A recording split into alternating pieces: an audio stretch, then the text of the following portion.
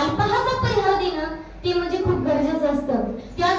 त्याचप्रमाणे मी माझ्या जन्मभूमीत म्हणजे या माठ गावात की जिथं माझा जन्म झाला त्या जन्मभूमीत आज कीर्तन करण्याची सेवा घेतली. आज खरं म्हणलं तर या मेघराजीला जास्त नाहीतर खूप छान. तरी पण श्रोता मंडळांची उपस्थिती पहिली तुम्हीच तुमच्यासाठी जोरदार काय वाटलं पण नव्हतं की एवढा पाऊस चालू असताना सुद्धा तुम्ही येता म्हणून. मला असं वाटलं होतं आज काय नाही टाळकरी माळकरी पप्पाचा इकडेच ना आम्ही कीर्तन करू असं वाटलं होतं, पण तसं नाही. तुमची उपस्थिती खरंच पहिलं प्रणाम तुम्हाला करते, कारण का तुमची उपस्थिती असणं खूप गरजेचं असतं आणि हे बऱ्यापैकी आहे. पावसाच्या मानानंतर खूप आहे.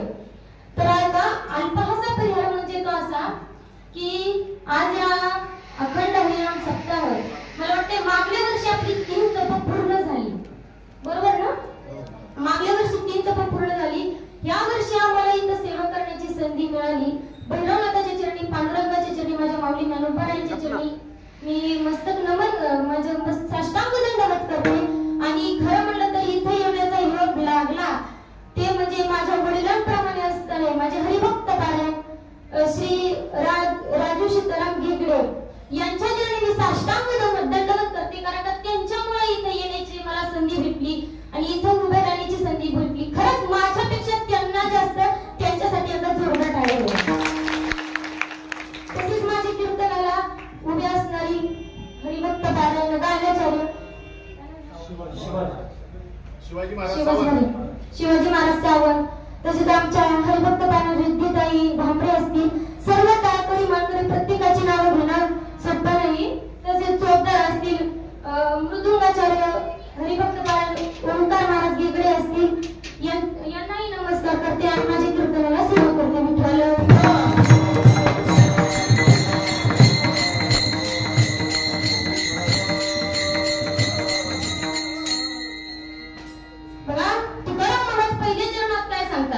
नाम घेता उठा होती होय संसाराची तुटी. काय नाम घेतले रे संसाराची तुटी होती असं तुकाराम महाराज म्हणतात. पण आता बसलेली श्रोती मंडळी, संसार का वाईट आहे का? संसार कोणी केला नाही असं आहे का? संसार भगवंताने केला.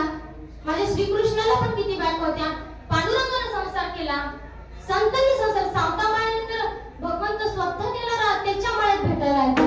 संसार वाईट आहे का? संसारात संसार वाईट आहे आपण तर करणारच आहे पुढे, पण तुमच्या मताला काय वाटतं? संसार वाईट का? संसार तर सगळ्यांनी केला, भगवंतानं केला, संतांनी केला, मग संसार वाईट आहे का? आमच्यासारखे अनेक येतो तर सध्या संसार वाईट आहे, पण त्याचं कारण असं नका तरी. नाम घेता उठावटी वया संसाराची तुटी. म्हणजे जगद्गुरु तुकाराम सांगतात या नाम घेता या संसाराची तुटी होती. तो संसार म्हणजे काय आपण पाहणारच आहे, पण त्याच्याही आधी तुम्हाला तुम्ही युद्ध कशा करता आले, तुमचं इथे येऊन कर्तव्य काय, तुम्ही करता काय, तुम्हाला तुम्ही युद्ध कशा करता आले? संसार करण्याकरता. बरं संसार करण्याकरता आले असेल तर भगवंताने संसार केला, संतांनी संसार केला, त्या संतांना पण त्याच्यातून भगवंत प्राप्ती केली, तुम्ही का करू शकत नाही? तर का जगद्गुरु तुकाराम महाराज सांगतात नाम घेता उठावटी होय संसाराची तुटी. पण खरं म्हणलं तर आपल्याला इथं भगवंताला पाठवलं कसं करता? देवे दिला देवच दुसरी गोष्ट. देवे दिला देवे दिला देवे दिला देव.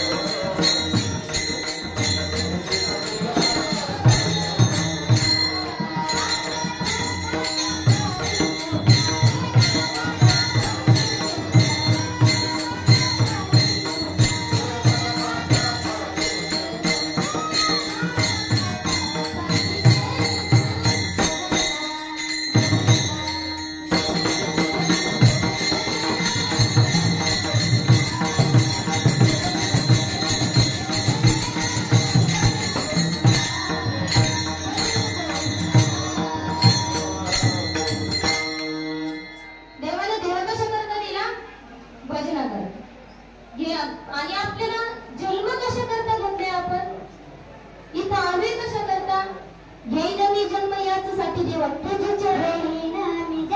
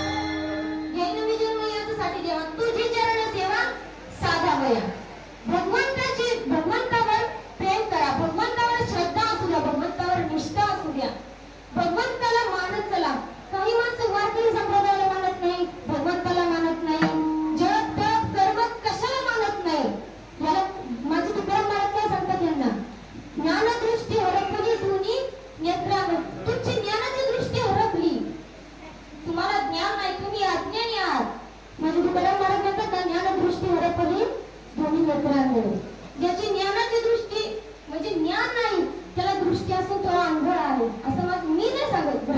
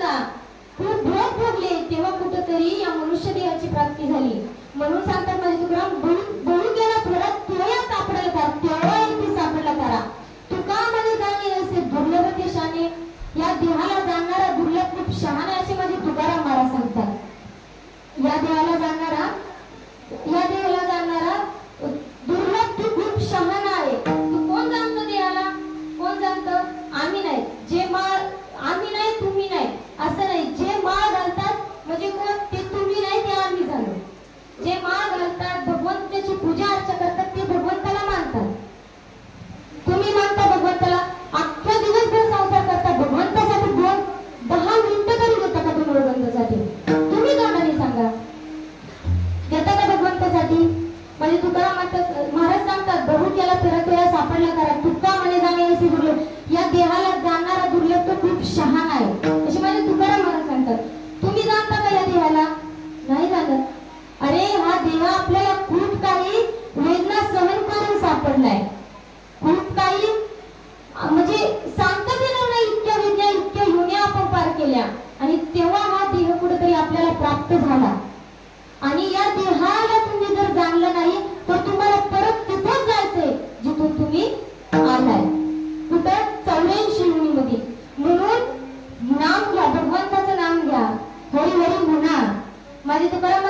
म्हणजे तुम्ही तुम्ही मनारस करत केली हे संसाराचं मांजर तुटवलं.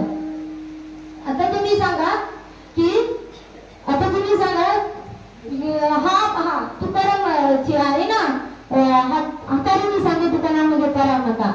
बहुता जन्मात ती जुडी लागली हा तो मनुष्य देहासाठी ठाव जुडी पांडुरंगी भाव बहु केला फेरा तो या सापडला राथारा तुका म्हणे जाणे असे दुर्लभ दिशाने. हा अभंग खूप म्हणजे माणसाला इतका काही सांगून जातो की माणूस अक्षरशः म्हणजे माणसाला असं वाटतं की खरंच आपण या देहाला जाणत नाही, आपण या 84 युगीतून आलो कसं गेलो कसं. हा अभंग आपले गावचे सरपंच यांच्या वाढदिवसासाठी निवडलेला होता.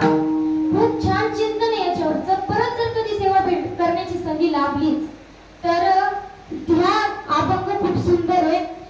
आता तुम्ही सांगा की तुकाराम महाराज म्हणतात नाम घेता उठवती सगळी संसाराची तोटी. तर तुकाराम आता आपल्या विषयावर या काय विषय चालला होता आपला की हा संसार वाईट का आपण इथं आलो कसं करता देवी दिला देव भजले गुणवत्ता घेणं मी जन्म याच्यासाठी देवा आणि आपण इथं आलो कसं करता या पापकर्मातून मुक्त होण्यासाठी. आपलं कर्तव्य काय तर भगवंताचं नाव घेणं, आपल्या आईवडिलांची सेवा करणं, ज्यांनी आपल्यावर उपकार केली त्यांची सेवा करणं, या भूमीची सेवा करणं, या मातीची सेवा करणं, प्रत्येक झाडाची सेवा. आपलं कर्तव्य काय आहे आपल्याला ज्यांनी इथं बसण्याची संधी मिळून दिली हे ज्या वेळेस राज्य हे स्वराज्य मुघलांच्या नावात होतं त्या छत्रपतींनी आपल्याला मिळवून दिलं त्यांची सेवा करणं हे आपलं कर्तव्य. आणि आपण करतोय काय नको तेच करतोय. ज्या मार्गाला आपण जायचं नाही तो मार्ग आपण घेतोय. आता राहिलं काय आपण आलो कशा करता आपल्याला करायचंय काय आपल्याला जायचंय कुठं. तर आता आपल्याला जायचंय कुठं तर जाण्याचे 3 रस्ते आहेत. 1 नरक, 2 स्वर्ग आणि 3 वैकुंठ. तुम्ही सांगा तर तुम्हाला कुठं जायचं. वैकुंठाला उत्तर तर खूप छान दिलं पण जाणं सोपं आहे. बापाने ठेवलं का आपल्या जाणं. अरे पहिल्यापासून आठवा देवाने दिवा कशाला दिला भोजनाला. वापरला कशाला भोजनाला. भगवंतानी दिवा कशाला दिला भोजनाला. वापरला भोजनाला. घेणं मी जन्म याच्यासाठी देवा तुझी चरण सेवा साधावया. त्याची चरण सेवा कधी साधलीच नाही. कधी साधली का त्याची चरण सेवा नाही. घेणं मी जन्म याच्यासाठी देवा चरण सेवा साधली नाही. आणि वैकुंठाला जायचं म्हणता जोग नाही. वैकुंठाला जायचं सोपं नाही. खूप काही करावं लागतं तेव्हा वैकुंठाला जायला भेटतं. माझे ज्ञानोबा काय सांगतात यमाचा पाहुणा कोण आहे.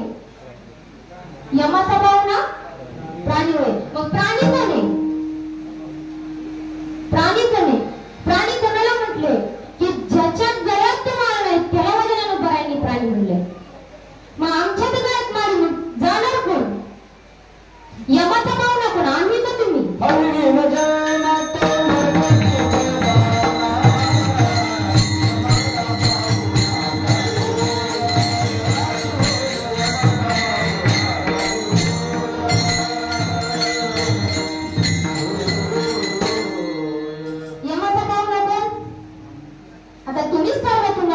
तुम्हीच ठरवा की यमाचा पाहुणा आम्ही का तुम्ही.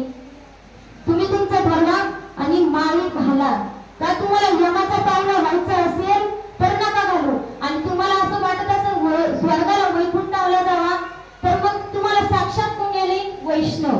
ज्यांच्या गळ्यात माळ त्यांना नेलं कोण येतं वैष्णव.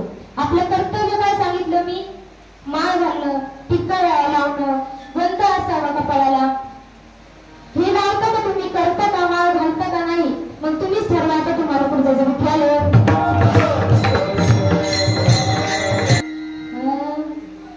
आता आपला विषय काय आता संसार दुःखाचा आहे असं कोण सांगतं.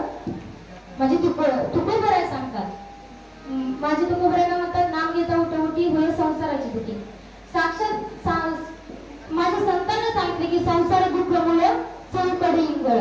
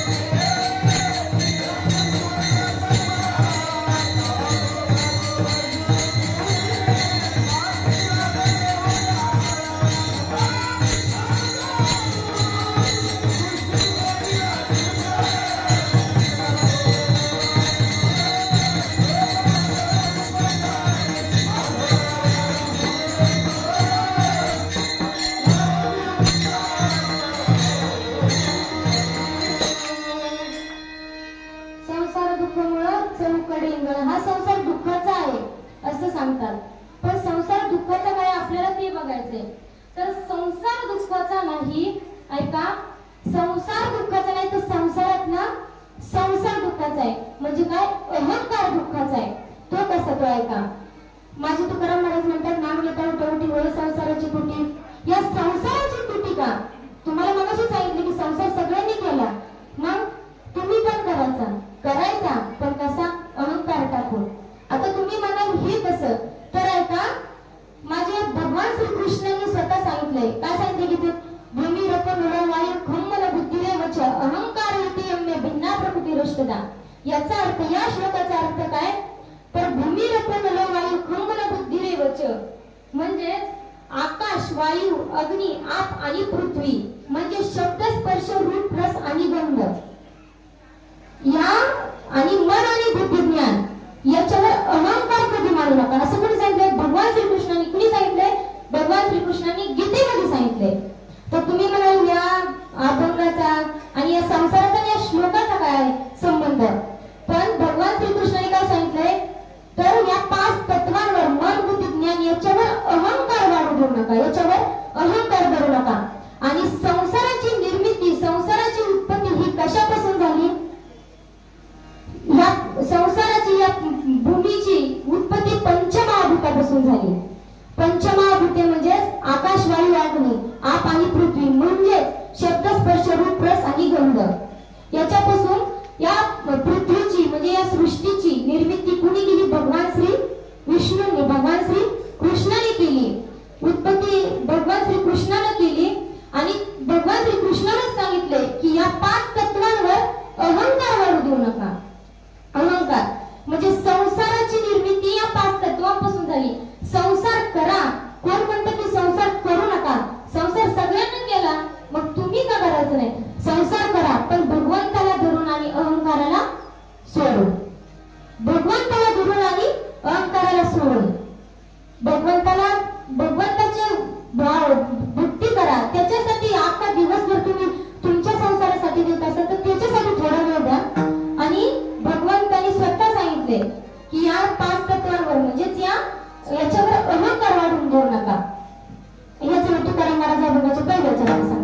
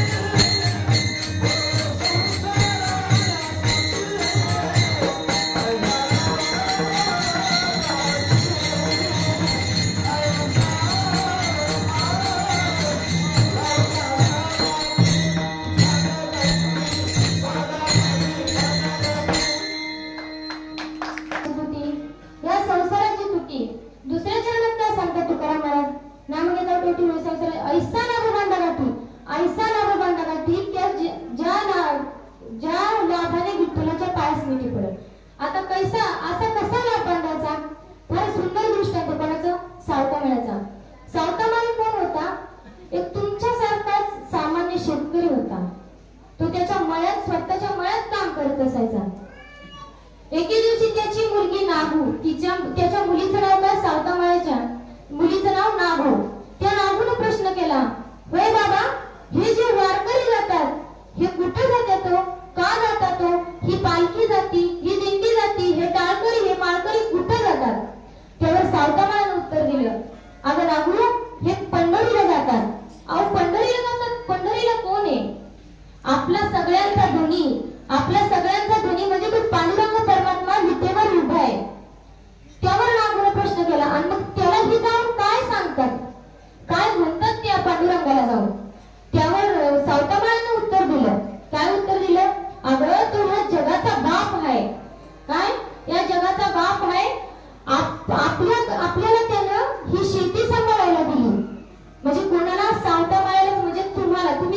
झाले त्याच्यात. आपल्याला हे त्यानं एवढं दिलं, त्याचं आहे ते, आपल्याला आपण फक्त त्याचा करता आहे. आपल्याला त्यानं दिलंय, त्याचं आहे ते, त्यानं सांभाळण्याकरता आपल्याला दिलं आणि त्याच्या भेटीसाठी त्या साऱ्या सृष्टीचं लक्ष ठेवतो. सृष्टीवर त्याची नजर असती आणि आपण त्याचे कोण आहे? कामगार. त्यानं आपल्याला थोड्या क्षणासाठी इथे पाठवलंय. किती एकदम आयुष्य म्हणजे क्षणाचं, एक क्षण भंगुर आहे भरोसा, एका क्षणाचं आयुष्य आहे. त्यानं आपल्याला इथं त्यानं आपल्याला त्याच्या ह्या जी सृष्टी आहे, ही शेती घर ही आहे, ही सगळी त्याची. त्यानं इथं आपल्याला त्याच्या घरादारावर लक्ष ठेवण्याकरता पाठवलंय आणि त्याच आपण हा मळा जो आहे हा पण त्याचाच आहे. आपण त्याच्या मळ्यात काम करतो, आपण त्याचे कामगार आहोत आणि त्यानं आपल्याला इथं काम करायला ठेवलंय. आणि हे जे वारकरी चाललेले दिसतात ना, हे त्याच्या भेटी करता पंढरीला चालल्यात. त्यावर नागू म्हणाली, हो दादा, ते जर पंढरीला चालले तर मग त्या विठ्ठलाच्या त्या आपल्या दुनियाच्या शिवतातलंच कांदा मुळाची भाजी आहे. ती कांदा मुळा भाजी,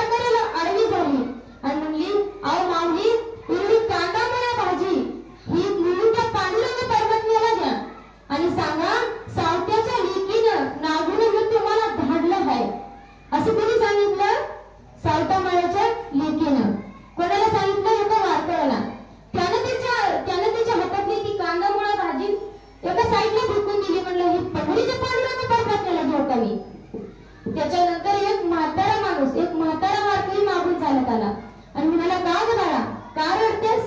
त्यावर नागू म्हणाली, अहो, ही कांदा मुळा भाजी ही माझ्या पांडुरंग परमात्म्याला द्यायची आणि त्याला एक सांगावा धरायचा आहे. आता काय सांगावा धरायचा? वारकऱ्यानं तिला उचललं, तिची ती भाजी गोळा केली आणि म्हणला, काय ग, काय सांगावा धरायचं त्या पांडुरंग परमात्म्याला?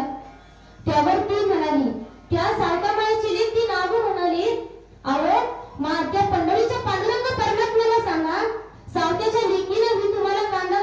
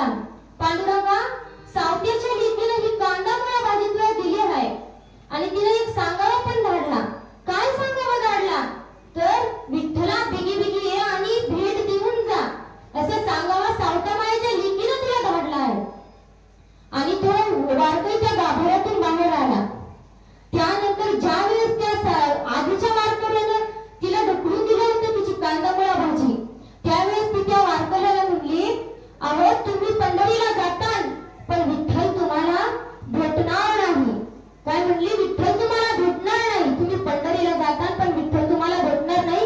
तुम्ही ही कांदामुळा भाजी त्याला नेत नाही म्हणून. त्यानंतर तो वारकऱ्यांनी कांदामुळा भाजी दिली आणि गाभाऱ्यातून बाहेर आला.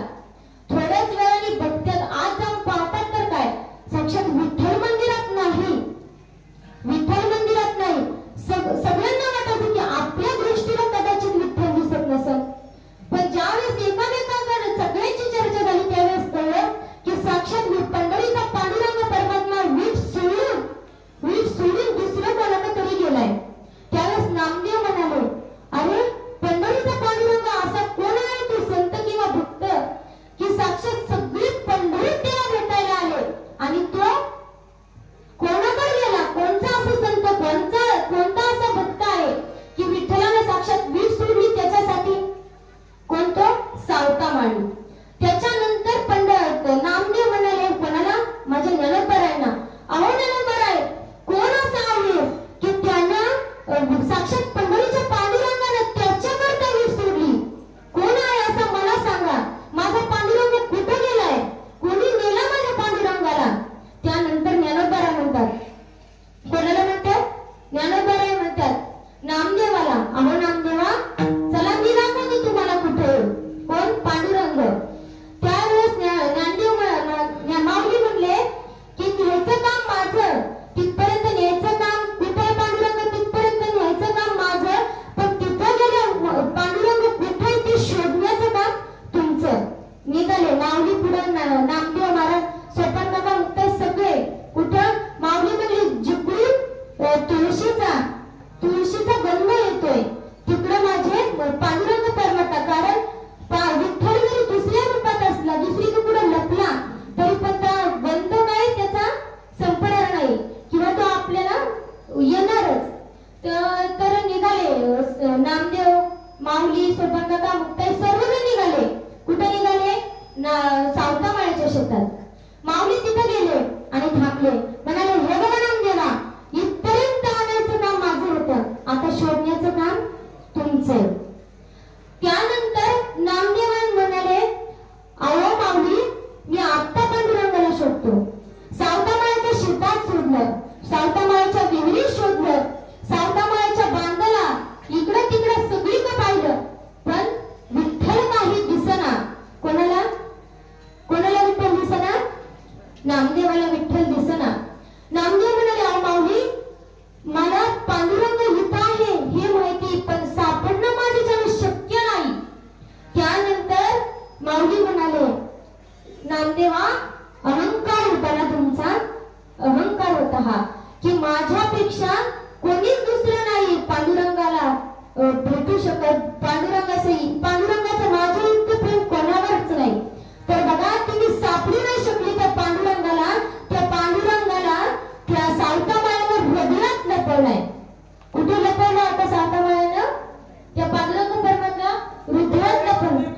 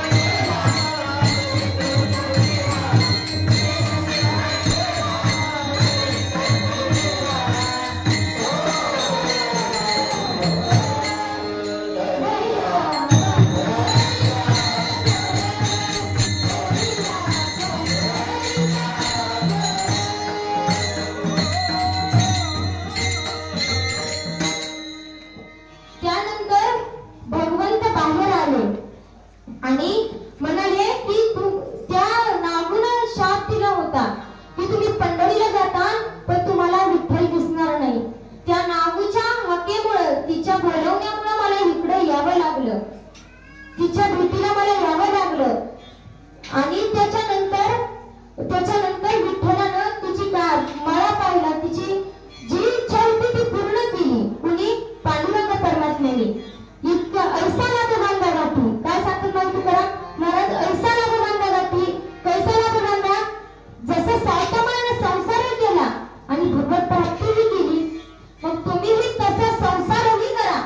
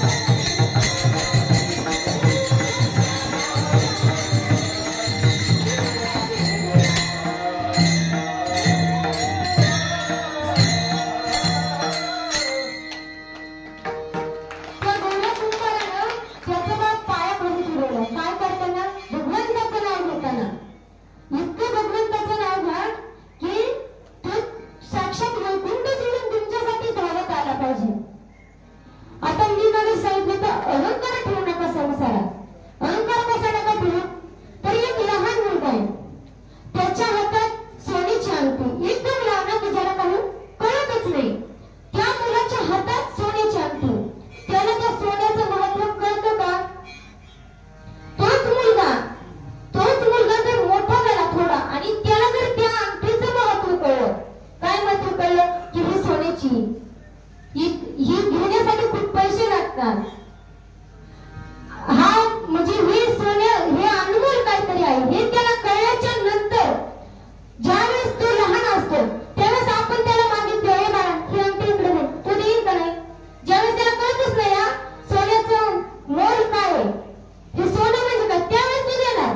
पण ज्या वेळेस त्याला ज्ञान होतं की खरंच हे सोनं म्हणजे काहीतरी आहे आणि हे देणं आपण चुकीचं आहे, त्यावेळेस तो देईल का? नाही, तो देणार नाही. का देणार नाही?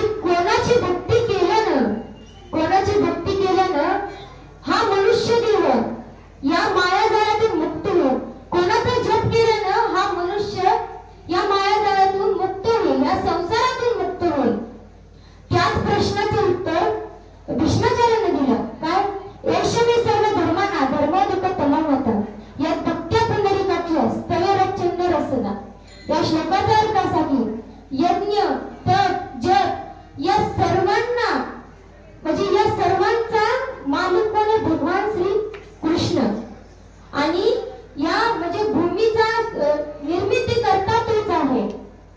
अशा नंद पुत्राला जो कोणी भजन, जो कोणी पूजन, तो या जन्मरूपी संसार बंधनातून मुक्त होईल असं कोणी सांगितलं? गीतेमध्ये भीष्माचार्यांनी. या श्लोकाचा अर्थ या तुम्ही म्हणाल की श्रीकृष्ण हे सर्व म्हणजे भगवान श्रीकृष्ण यांनाच का काय तुम्ही म्हणता की भजा आणि पूजा यांचीच सेवा करा? अरे जो भगवान पांडुरंग परमात्मा आहे तोच श्रीकृष्ण आहे, तोच अयोध्येमध्ये तोच राम आहे, वृंदावनात तोच कृष्ण आहे आणि पंढरीला तोच पांडुरंग आहे, आळंदीला तेच माझे ज्ञानोबा आहे. जो वृंदावनात आहे कुणीतरी म्हटलंय फार सुंदर, आज वृंदावनी फिरतो वागडी तोच नाथागडी वाळतो पावडी. जो वृंदावनात आहे तोच अरे सर्व गती रामदेव देहादे एक. जो वृंदावनात आहे तोच सगळीकडे, तोच चराचरामध्ये, तोच तुमच्यात आमच्यात सर्वांच्यात भगवंत आहे. भगवत प्राप्ती माझी तुका बरं काय सांगतात तिसऱ्या चरणात ऐसा विधान बघा ती विठ्ठल काय पडले मिठी नामा पर ते साधन नाही जितू करसे निकन. नामाविना दुसरं कोणतं साधन नाही. हे साधकाचं तिसरं चरण.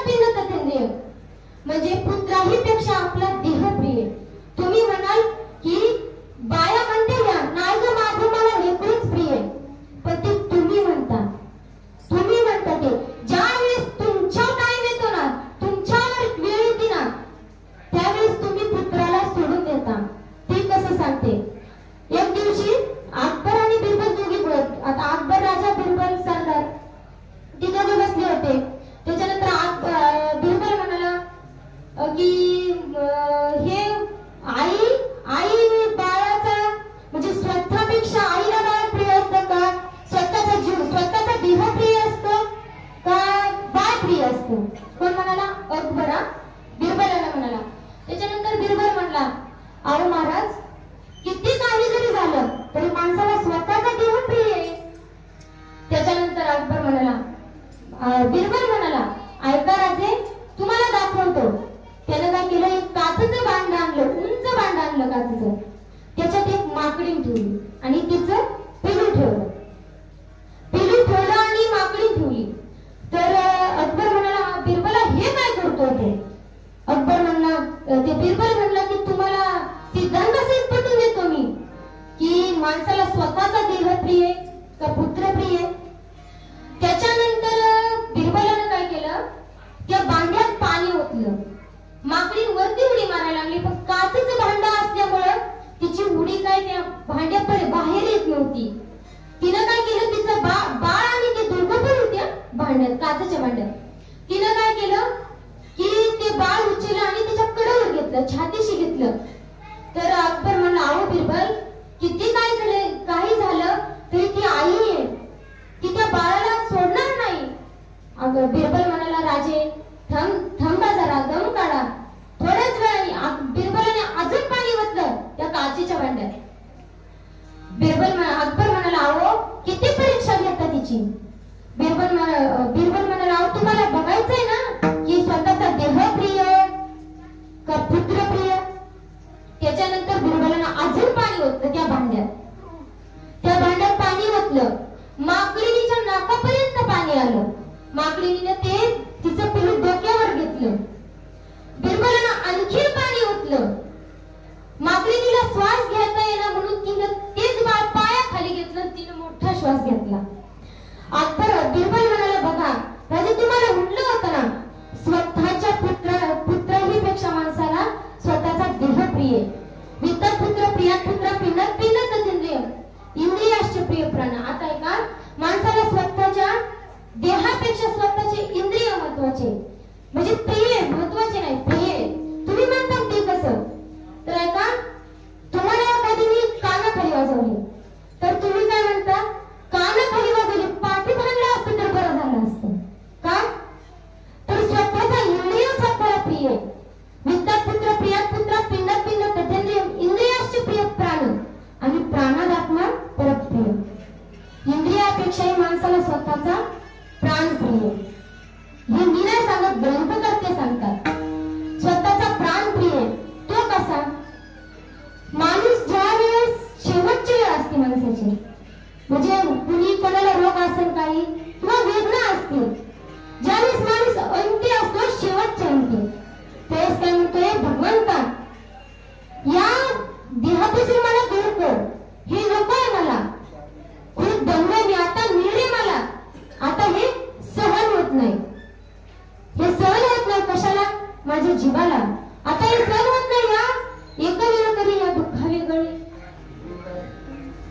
आता या दुःखापासून मला वेगळं कर, नकोय मला हे. माणसाला काय शेवट काय प्रिय आहे, आपला असणारा सच्चिदानंद स्वरूप आपला आत्मा आहे आणि तो माणसाला सर्वात प्रिय आहे, असं ग्रंथकर्ते सांगतात. काय, वित्तात पुत्र प्रियात पुत्र पिंडात पिंड तथेंद्रिय इंद्रियाश्च प्रिय प्राण प्राणात आत्मा परमप्रिय. माणसाला स्वतःचा सच्चिदानंद स्वरूप असणारा आत्मा प्रिय, सर्वात प्रिय. आणि आपला आत्मा म्हणजे कोण आहे, तर साक्षात भगवान श्री विष्णू आहे, भगवान श्री कृष्ण आहे. आपल्या आत्म्याची उत्पत्ती ही भगवान श्री विष्णूंच्या श्वासातून झाली. जरी आपला देह एक जात असेल तरी पण आत्मा हा अजर अमर आहे. भगवंताने केलेली प्रत्येक गोष्ट ही अजर आणि अमर असते. त्याच्या श्वासापासून या आपल्या आत्म्याची निर्मिती झाली. कोणापासून, भगवंताच्या श्वासापासून. भगवंत म्हणजे भगवंताला काय, पहिल्या चरणात पण माझे तुकोबराय सांगतात की नाम घेता ठेवतो असं नाव घ्या.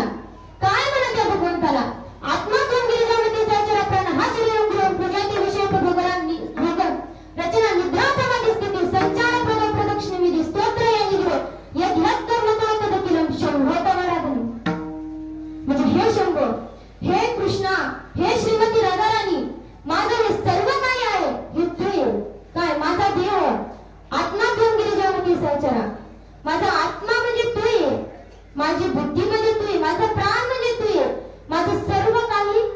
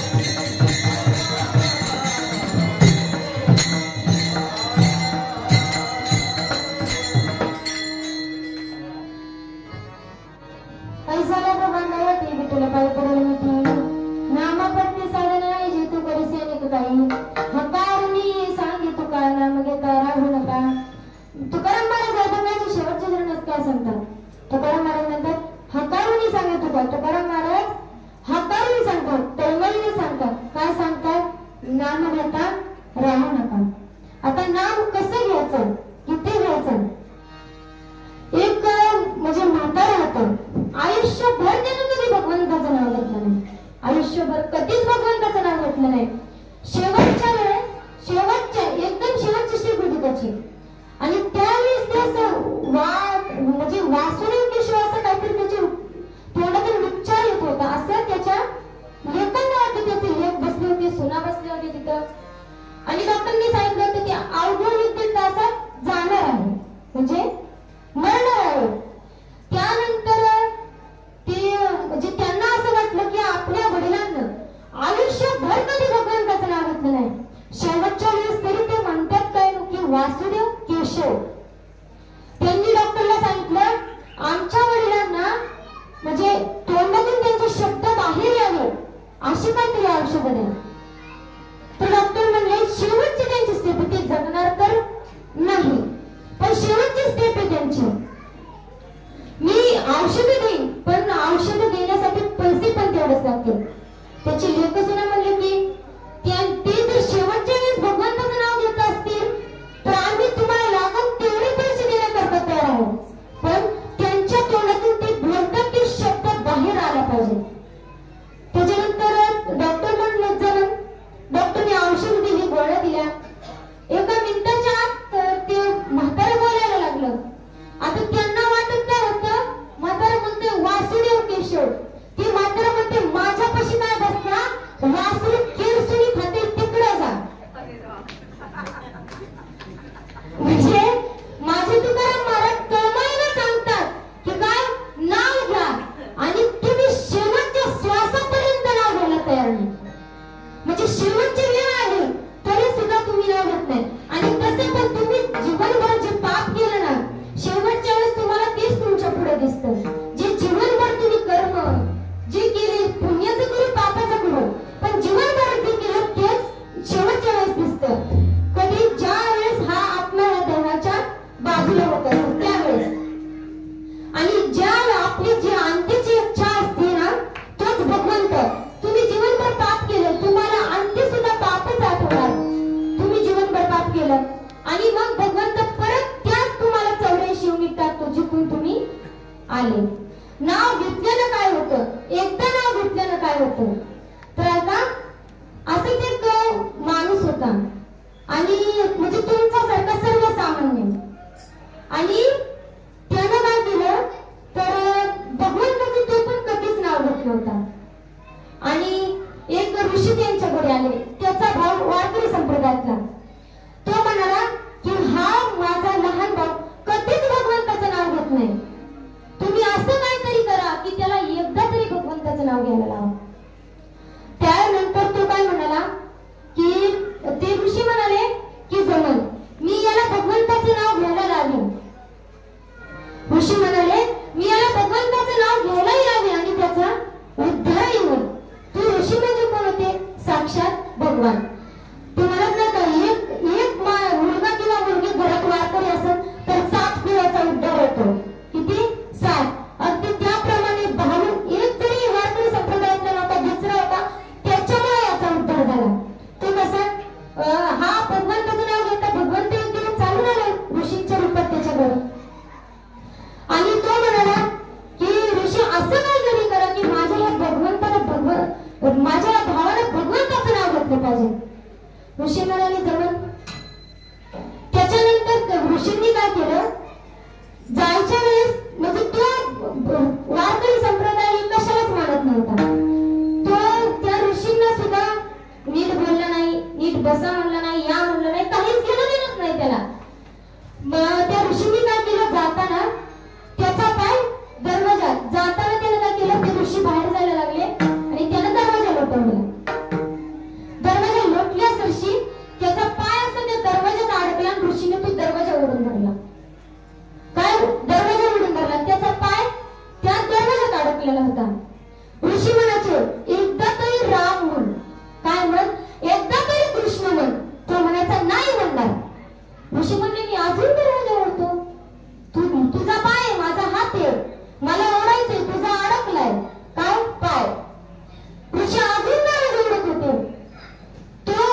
ऋषी म्हणायचे एकदा तरी राम कृष्ण म्हण.